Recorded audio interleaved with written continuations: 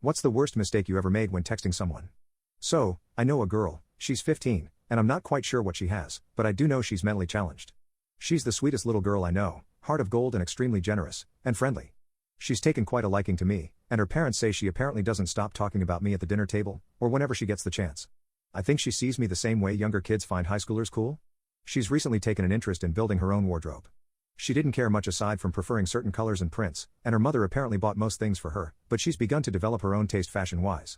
That said, I have several pairs of baggy pants I usually default to for comfort, and she noticed. She expressed to her mother that she wanted her own pair, but she wanted it to look exactly like my pants specifically.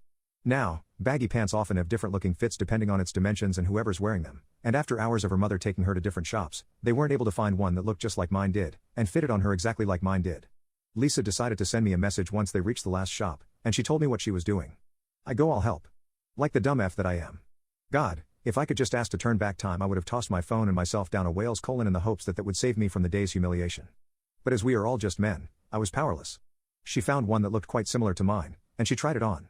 She then sent me a picture of herself smiling and wearing the pants, but she told me she was still upset as it doesn't look as good as when you wear it. Alright, that's lovely. She's trying to copy me, very sweet of her. Unfortunately, I was busy when she messaged me. Not too busy not to be able to check my phone every now and then, but I definitely couldn't be on my phone for too long.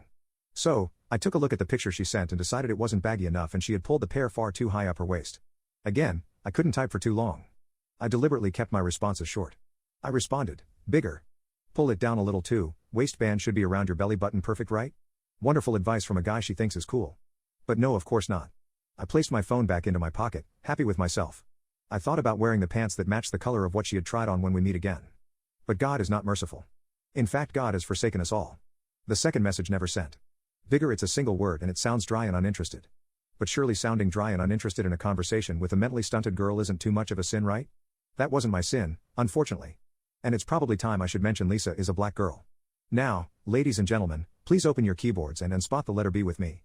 It's on the lower right side, correct? Lovely. How wonderful is it that the letter N is also on the lower right side? Why, the letters are right next to each other. Surely, there is not a word that could be sabotaged by that simple little mistake? Well, there is. So I called Lisa the N-word.